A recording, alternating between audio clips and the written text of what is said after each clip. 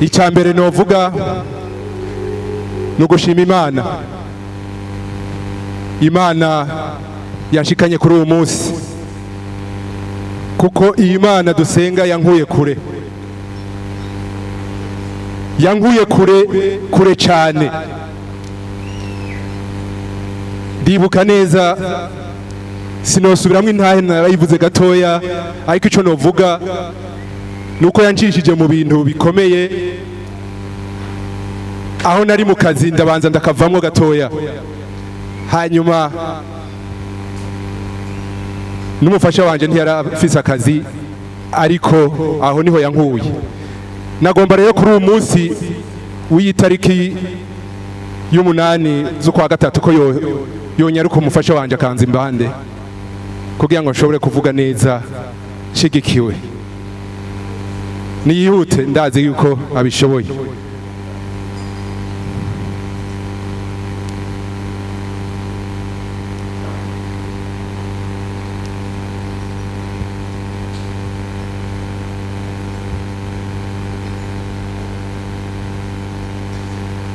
Bibiliya ijambo ry'Imana niryo rivuga ngo ikigabo cyose gifise ikigore cacu. Haleluya. Uwo munsi ushitse ari umunsi mwiza cyane.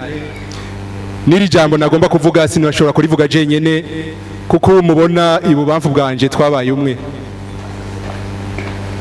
Navuze yuko Imana yankuye kure cyane, aho yankuye inzana mu ishengero hari mu 2002. Ndaba mu rushengero imyaka 2 n'inusu, nakiye Yesu nk'umukiza n'umucunguzi wanje, ariko birananira yuko mbatirizwa mu mazi menshi. Ariko inyuma y'imyaka 2 n'inusu ndavuga nti ndakwiye kubatirizwa mu mazi menshi.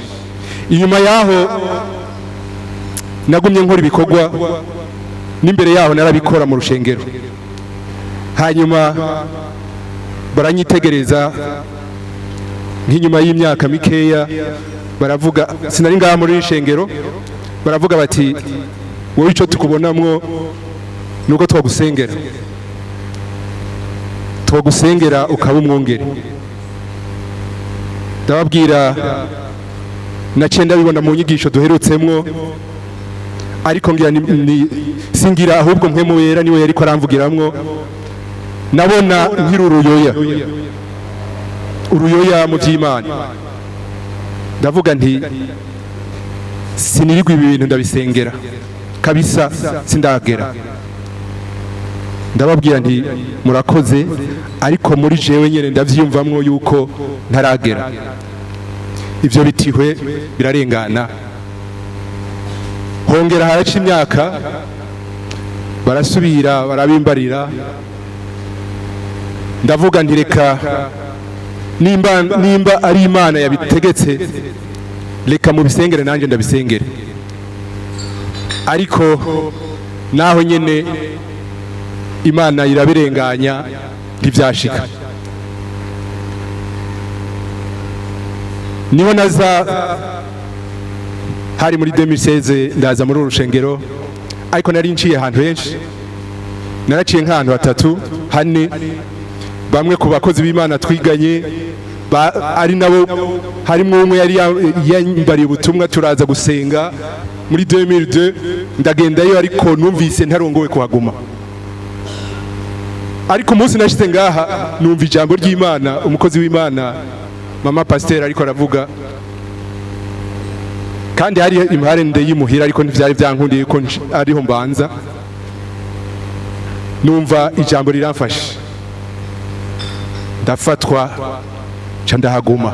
Ndavuga nta niho ngumye, kandi ubundi twari twazananye uwo munsi. Ariko mu minsi mikeya nawe yaransanga, muga imbere yo kuhaza yari yambariye ijambo rimwe ngo naho uri kurazunguruka, ngo je niyumva yuko ngo hari urushengero ngaho, ngo numva yuko ariho woca, ngo sindaza. Urumva umuntu aguhanura ngo ja ahantu atarahaja, kandi ukamubwira utungo tujane ntazi, mugaka akakubwira ngo ja aho hantu. Ndibaza nti umudamu kubera ari bo badufasha reka mfe kugenda. Uwo munsi rero bavuze ubutumwa burankorako kandi uwo munsi sindasubira kuhabaduka. Hanyuma murumva uwo murimo yisemo ngeze ko ni ku majanja ya gatatu, ni ukuvuga ni kuri 3e tentative niho bikunze. Ndibuka umurongozi mama pasteur abimbariye, naravuze nti ibi bintu biraremereye kandi n'ubu ndiko ndabivuga ndumva yuko ari ibintu biremereye cyane. Icyo mvuga nk'abantu muri abarongozi nko mu maserire ngira murabizi, iyo urongo iserire wifuza kwija imbere, ariko iyo hari agahungabanye gatoya cyangwa uwo munsi bagasiba nka bose ugasanga muri serire niho hasigaye wenyene, ucumenga byose ni wavyonoye, ucumenga byose nta na kimwe umaze, umenga ntusenga, umenga sinzi, amanota wiha amanota make cyane kandi mabi. Ariko byose nta wundi abidushoboza atari uhoraho, nta wundi abidushoboza atari uhoraho, Imana yacu Yesu. Rero igituma umuntu amuzanye impande yanjye ngo afashe nuko muzi neza ko urushengero ruhera mu rugo rwacu. Ntushobora kubaka mu rugo hari ibihengeri, ntushobora kubaka urara kujya musonga, ntushobora kubaka urushengero rw'Imana udahagaze neza mu rugo. Niho ushaka kuvuga. Ubu rero nshima Imana yampaye ngo tubane muri iyi myaka turi kuri iyi si, yamutoranije kugira ngo abishoboze ibihererwe icubahiro. Rero murumva intaye yanje ni nk'ijambo navuzemwo, ariko sinogenda ntakengurutse mpereye kuri mama pasteur ndamukengurukira kuyerekwa yagize, akomere kandi ntiyikomeje, akomejwe n'uhoraho kuko wenyene ntavyoshobora. Abandi noshimira nizijya ngabo n'ingabokazi zimaze imyaka 8 ziramiriza, ntivyoroshe, ariko kugumako vyatumye natwebwe dushobora gushika. Abo bose mu bakomera amashi. Ayo mashi chef de zone ari ngaha, ndamubwira bafate kuko ayo mashi ni make. Komeri amashi Imana yabikoze. Hanyuma ngashimira nabo bose bagiye uko kwezi gutashe, uko umwaka utashe, biyongera bavuga bati turaje kuvukira muri Abundant Life Church. Abandi bakavuga bati twahora handi, aha hari akantu k'akarusho tuhumvise, turaje kwifatanya namwe.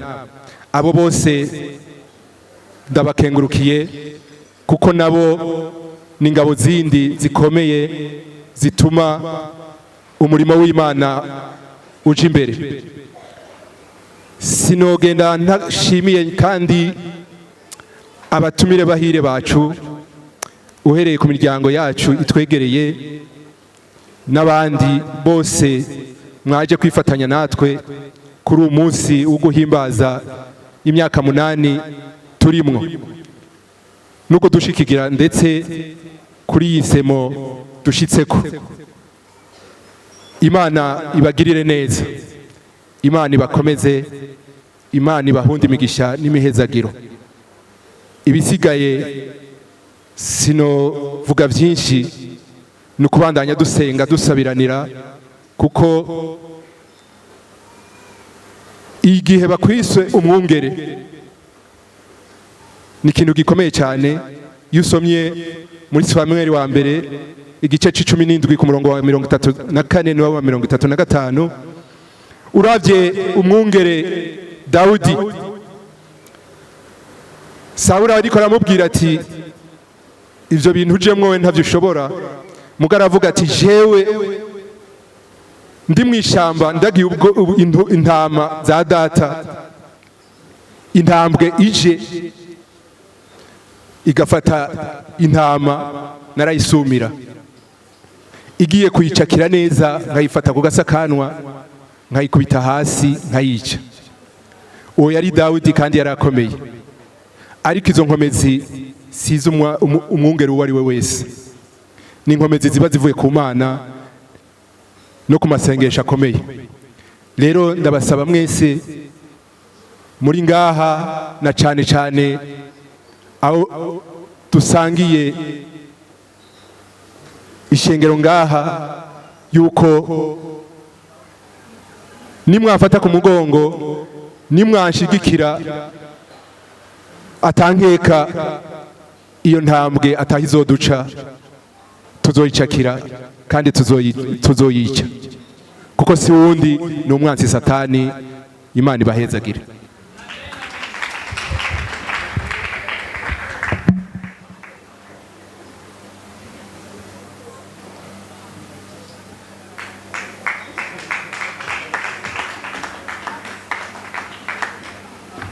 Imana imuhezagiye cyane Pasteur. Reka noneho twumvirize Diacre Fleurette. Imana ishimwe cyane. Mwihangane harashusha, ariko tuvuze ngo Imana ishimwe tuvuge amen. Murakoze cyane, saba mpere umugisha. Nanje mpagaze hano kugira nshingire intahe Imana iciri mu buzima bwanje, aho ngeze uno munsi n'iki Imana yakoze kugira ngo mbe ndahageze. Je numva no babwira ngo abo yamenye kera yarabatoranije kandi yabahaye gucika abana b'Imana. Je mumbona mpagaze aha sinari kuba ndahahagaze uno munsi, kubera ko ndavye ko navutse umuryango navukiyemwo, vy'ukuri sindi umwe mu bantu bari bakwiriye kuba bahagaze hano uno munsi. Mugaje kuba ndahari ni kimenyamenya cy'uko Imana idatoranya ku butoni, hama kandi yuko ataha Imana itogukura atanaho itogushikana. Je rero navukiye mu muryango, biraza kungora kuvuga umuryango kuko nari mfise papa d'un côté nkagira mama d'un autre côté. Sinavutse mu muryango w'abavyeyi babiri bagize mariage biyumvira kuronka umwana, ariko navutse mu muryango kujya usanga umwana yavutse kubera ko Imana yo yibizi igituma uwo mwana avutse. Mama wanje rero no mu musulman, aracari mu musulman n'uno munsi, bisigura ngo famille yo kwa mama yose yari yaba musulman. Nkacangira famille ya papa d'un autre côté bari novuga abakristu, bagwa bakavyuka. Vyari biragoye kudetermine ico gihe navuka aho bari bahagaze. Hanyuma murumva ko navutse nkakurira muri confusion nyinshi. Umwaka umwe naba kwa mama, uwundi mwaka nkaba kwa papa. Hama umwaka mbaye kwa mama nabandi ko ndiga ikorowani, murabibona nibikurikira vyose nkitandira. Hama umwaka ngiye kwa papa naho ivyo nsanze arimwo nivyo nacambamwe. Uyu mwaka nsanze ari umukatolika, twaca tuja gusenga muri katolike. Uyu mwaka nsanzwe yakijijwe, twaca tuja gusenga mu bakizwa. Nakuze rero ndi destabilize cyane mu bijanye n'impwemu, kuko sinari mfise repère, sinari mfise urufatiro rumwe ndabirako kugira ngo menye ico nzoba. Muga muri ivyo vyose Imana niho yansanze, ihitamwo yuko kumbure jewe noshobora kuba aho bitangurira kugira ngo bihinduke. Imana ishimwe cyane. Numva ndi muri uwo muryango muri ubwo buryo nakuze ntaryohewe, naragira umubabaro wo kubona umengura umwana adafise vy'ukuri aho ahagaze.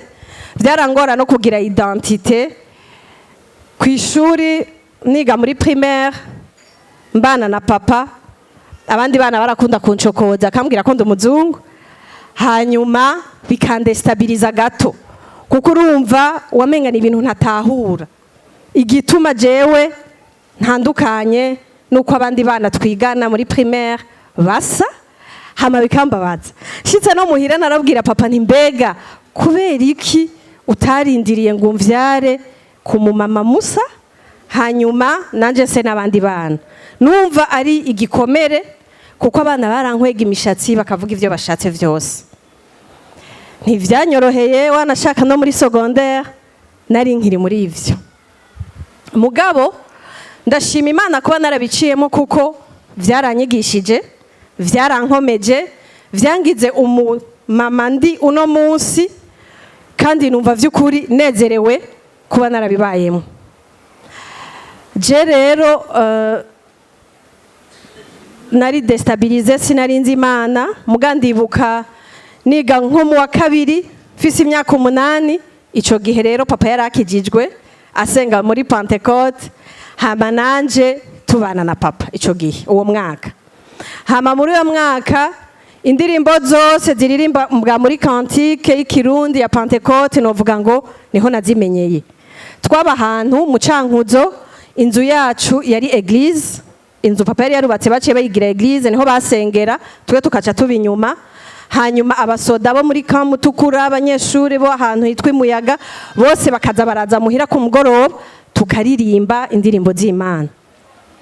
Ndibuka indirimbo guhera ico gihe namenye mfise imyaka 8 gushika ubu ntigeze nibagira, yavuga ngo Yesu Yesu mbega jewe ko ndi umunyavyaha no gutahura gute, ngo mbega izina riruta ayandi mazina yose.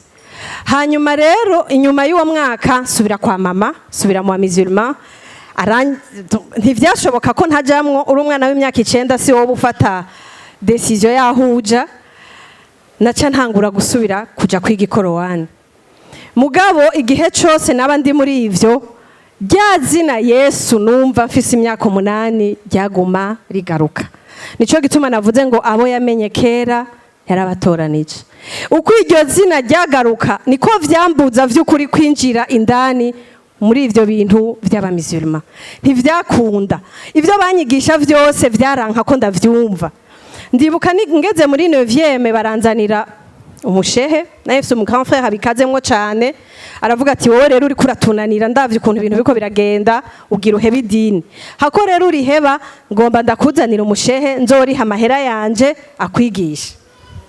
Aramunzanira uwo mushehe muhira misi yose ku mugoroba akanyigisha, yigisha jewe jenyene. Yari nka cours du soir, kugira bagerageze kunkuramwo ikintu cyose cigikizwa noba narumvise bansubize mu idini vy'ukuri. Hanyuma ico gihe uko yanyigisha nari ntanguye guca ubwenge, niga muri 9e. Uko yanyigisha ahubwo niko vyantera confusion gusumba, kuko twariga nk'ama ibisabisho byo mu kimisulma tukavyiga mu ikorowana kabinsigurira mu kirundi, hama hejeje akacambwira mugaye uko hageze gusenga ntegerezwa kubivuga mu Carabo.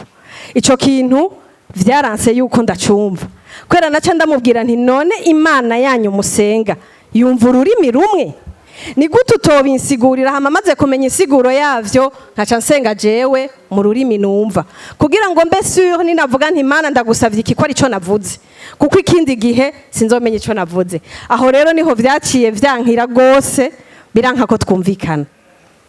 Vyanse ko twumvikana, cabwira musaza wanje ati mushiki wawe ni cas perdu, ntibigikunda yuko tumugarukana. Yaramaze kwinjirwamwe n'ibindi bintu tudatahura, ariko novuga ngo yari Yesu. Yari Yesu kuko imbuto nari nararonse ico gihe yaguma iri muri jewe. Narumva vy'ukuri ko atarindi zina munsi y'ijuru rihari ryo gusengamwo atari izina rya Yesu Kristo. Ntivyanyoroheye rero maze kudesida kuca ndabiheba complètement, baca baravuga bati none wewe rero guhera no munsi naco tugipfana, wakuze uhisemo kwimenya, genda wimenye mu bintu vyose. nca ndagenda umusaza wanje arampeba ariko mama biranka vraiment ko ampeba aravuga ati je umwana wanje sindamuheba naramuvyaye turagumana naye mfise n'undi mu grand sœur ujya mwabonye yashinze intahe ngaha biranka ko bampeba hama cangumaho n'ubu uwo musaza wanje yampevye n'ubu biracameze uko nyene nta kirahinduka ndacamusengera nizeye yuko nawe azokuguruka amaso akakira Yesu. Rero jewe ubwo buzima nakuriyemo nabaye mu bintu bitandukanye vyinshi mbona bitoroshe ingene tubaho. Mama yaradufise turi abana batandatu, atanumwe asangiye se n'undi. Hanyuma muga ikintu nshima Imana twarakundana nk'abana, twe dufitaniye ubumwe, kuba tudasangiye abavyeyi ntivyigeze bitubuza vy'ukuri gukundana. Hamaje mugabo uko nakura niko nabona ko ubwo buzima mbona famille yanje iri kirabamwo, mbona famille yanje navukiyemo irimwo, atari bwo buzima jewe nifuza kuzobamwo, kandi atari bwo buzima nkeneye kuzobona umwana wanje abamwo. Bituma ntangura kwiyumvira ico nogira, mbega nogira iki kugira ngo ibintu ntibibandanye uko nyene. Umugrand sœur wanje rero ujya mwabonye ntivyakunze ko yiga amashuri, naho nta musavye uruhusha, intahe mpora ndayishinga arabizi, acararonka umubebe akiri muto. Hamaje nca ndavuga nti none uwo tuvukana wa mbere aramuronsa umubebe ku myaka mama yamuronkeye ko nawe, bisigura yuko je suis la suivante, kwera twara abakobwa babiri gusa. Mwanje ndavuga nti uhereye ubu ibintu bigiye guhinduka. Jewe ntibizogenda uko vyagenze kuri mama canke ngo bigende uko vyagenze kuri mukuru wanje, ibintu bigiye guhinduka. Kandi n'abana mukuru wanje azovyara b'abakobwa ntibizogenda uko vyagenze kuri mama wabo. Uhereye no munsi hagiye kubaho iyindi départ nshasha, iyindi histoire nshasha tugiye kubaka mu muryango wacu. Abantu bazotubona ntibaze batwibuke nka babandi ngo umwe ageze muri 6e yaravyara, undi ahashitse akaca vyara, undi wamenga nibwo buzima duhamagariwe kuzobamwo twese. Muganje ndavuga no, ibi bintu ntibikunda. Imana rero yabanye nanje ranshoboza kuko yari izi vy'ukuri umugambi ifiseko. Igihe cyose umuntu avuga aremwa mu nda ya mama wiwe, Imana ibize umugambi mufiseko. Nabwiye ko nari mfise confusion no kubura gutakaza vraiment identité cyane ku buryo nabaza papa igituma yamvyaye ku mama mujya. Hari igitabo rero nasomye cari Allen qui une vie motivée par l'essentiel, vy'ukuri aho natahuye neza ko umuvyeyi kanaka kuvyara Imana ibaramuteguye kugira ngo ube icuri. Ncasanga ahubwo nkwiye kubinezerereko, bikwiye no kuba umunezero kubona navyawe nabo bavyeyi babiri bamvyaye. Ikindi nkunda ijambo ry'Imana baje kuturirimbira ngo ntihamagara abakomeye, ikomeza abo yahamagaye.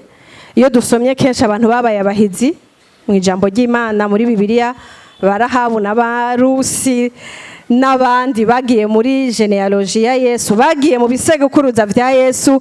Ntibari abantu bavutse mu miryango ikomeye, ntibari abantu bavutse mu miryango igororotse, ntibari abantu bavutse mu buryo buri parfait. Bari abantu Imana yatoranije uko basa kose, hamibagira abigomba ko baba. Nca ndavuga nti rero nanje birashoboka uhereye no munsi ko ibintu bihinduka mu muryango wacu. Ndibuka jewe niga mu mbere muri université, nkabona umukansi wanje arafise umwana wa mbere yari umuhungu, wa kabiri yari umukobwa. Nca ndavuga nti ubu rero ko havutse umukobwa harageze ko ibintu bihinduka. Nca ndavuga nti uyu mukobwa jewe uko bitari gukunda ko nkurira mu Kayanza no muri rya education no muri rya famille no muri bajya ba musulman ngo mvemwe umuntu, niko n'uyu bidakunda. Ico gihe ndibuka nabana n'undi mu mama, mva ko papa yari afise yari yubakanye n'undi mu mama, nawe yari mama wanje, twarabana. Nca ndavuga nti ndasavye nzane umwana wa grand sœur tubane ngaho, kuko numva umenga harageze kwavayo muri ivyo bintu. Yari afite imyaka 8 gusa, yari muto. Ndavuga nti iki nico gihe kugira ngo ntaza hava kurira muri bijya nanje natinye gukuriramo.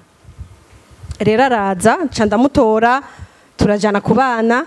novuga nti je natanguye kurera abana ntaragira mariage ncamera nka mama wiwe. Ngize mariage umushinga ntahe wanje vraiment Imana imuha umugisha, ndamubwira nti vy'ukuri tugira mariage uyu mwana turajana mufate ko ari uwo navyaye kera kandi ko ataho dusigana. Abahungu n'ukuri sirabitaho cyane bari bahari nayose batoyi banje b'abahungu babiri n'uwo mu grand sœur yari afise umuhungu. Mugabo numva umenga ibintu bizohindukira kuri generation y'abakobwa bavuka mu rugo iwacu. Je rero nca ndafata umukobwa ndamutora turagumana turabana n'ubu turacabana. Ni umwana wanje ni umwana wacu n'umushinga nahe wanje nubwo afise mama wiwe ubu yiga muri universite. Ni umukobwa akuze akijijwe akunda Imana. Turi kumwe ngaha muri Abundant Life. Nagira ndabatera intege nti igihe cyose ufashe ingingo yo guhinduka ibintu birashobora guhinduka mu muryango wawe. Nabwiye ko twavukana turi abana batandatu. Muri abo bana batandatu bane turamaze gukizwa. Aha hariho umwe hariho babiri turi kumwe ngaha. Nukuri Imana yadukoreye bikomeye. Ntivyari vyoroshe gukizwa nta repère nimwe yindi bari bafise. Mugaje guhera igihe nakijijwe nababereye akarorero nabo barakizwa. Uno munsi turanezerewe. Dusengera hamwe dusengera abasigaye. Twizeye tudakekeranya yuko bazokizwa kuko Imana yacu irashoboye.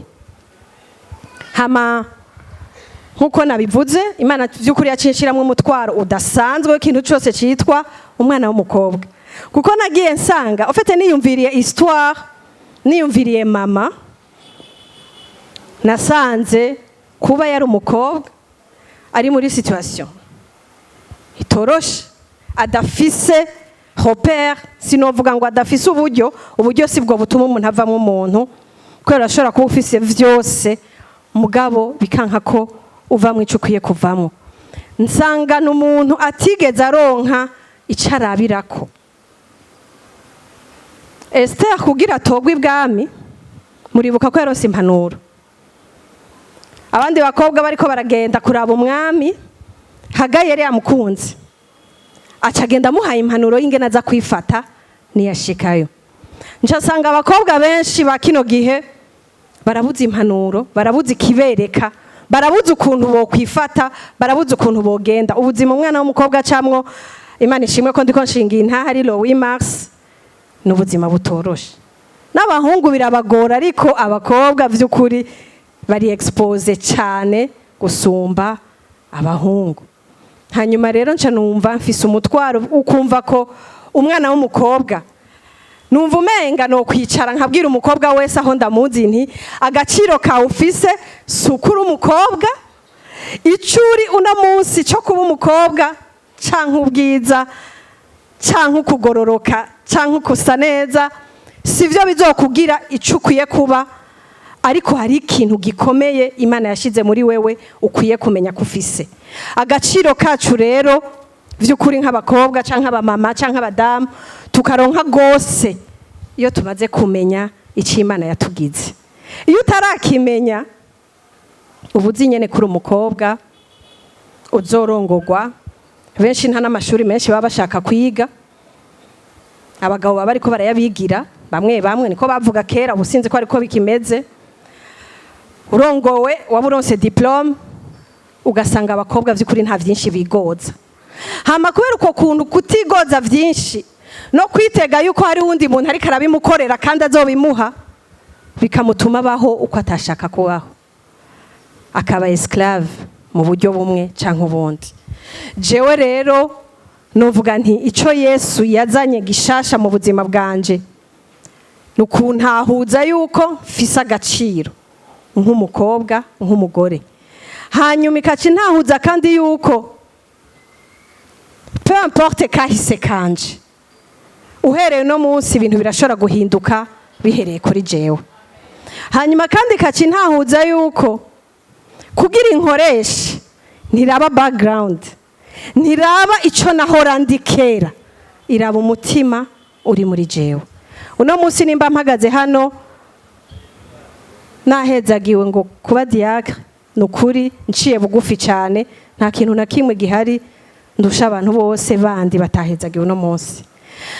Nciye bugufi cyane numva novuga nti ni ikindi kimenyetso Imana isubiye kunyereka ngo ndakwemeye naho wavutse kuriya, ndakwemeye naho waciye muri biriya.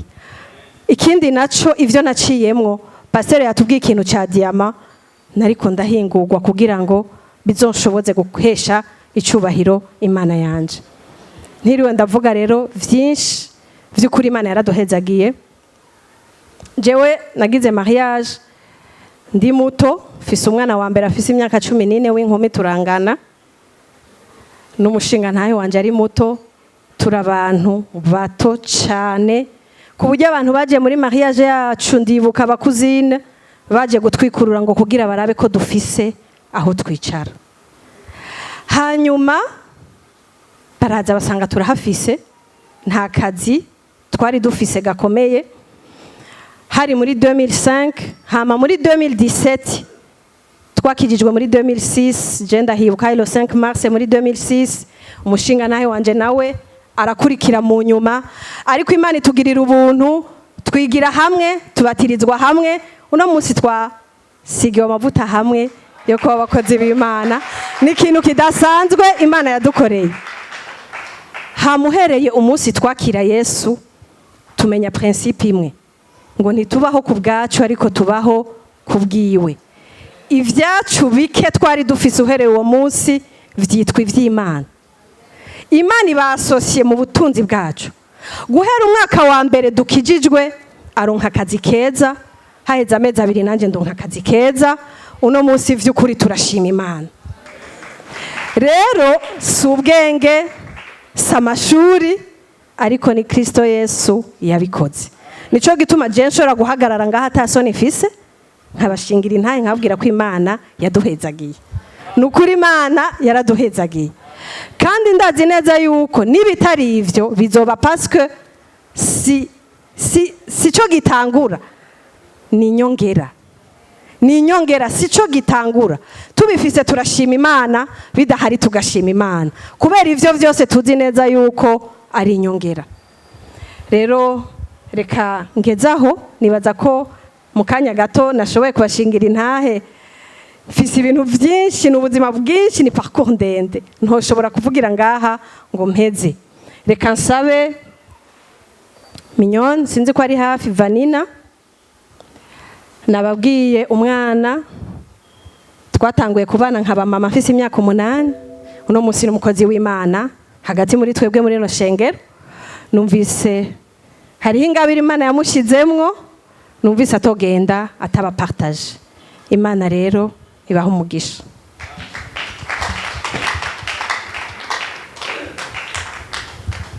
Haleluya. Sinzi umuntu iyo ndirimbo igomba igira icibwiye muri uno mwanya, muga iyo ndirimbo ngoma ndayirimbe mwumviriza amajambo arimwo. Indirimbo mu Kirundi ni Esaïe 40 si je me trompe pas. Haleluya.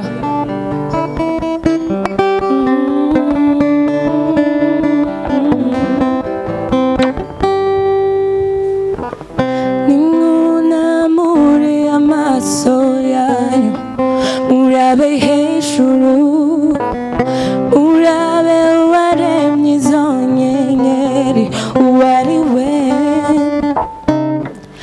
asohora ingabo zazo mu bitsikiri, azihamagara zose mu mazina, kubw'ububasha bw'ubushobozi bwiwe, kubw'inkomezi ziwe nyinshi na nimwe ihara, niki gituma uvuga yemwe ukiganyira.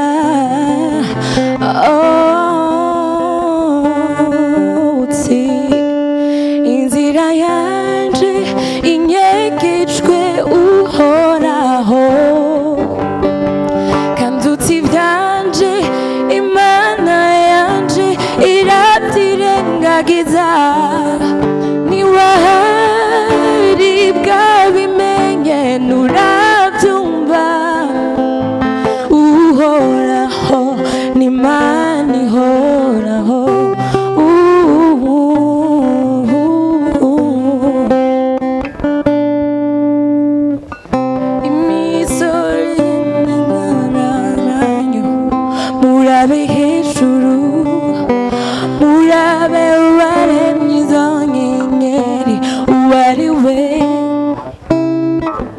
asohora ingabo zazo mu bitsigiri azihamagara zose mu mazina kubw'ububasha n'ubushobozi bwiwe kubw'inkomezi ziwe nyinshi nta n'imwe ihara niki gituma mvuga yemwe ukiganyira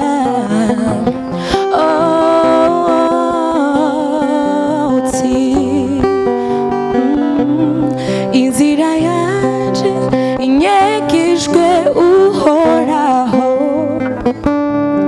kanzutse ibyanje imana yanje irabyirengagiza niwe ari bwabimenye nurabyumva uhoraho imana ihoraho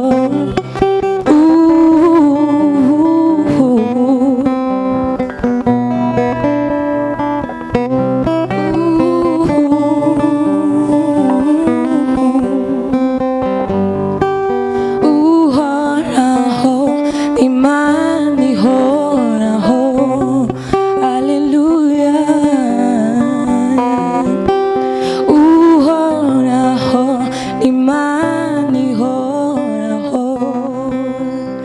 Imana ibahe umugisha mwinshi.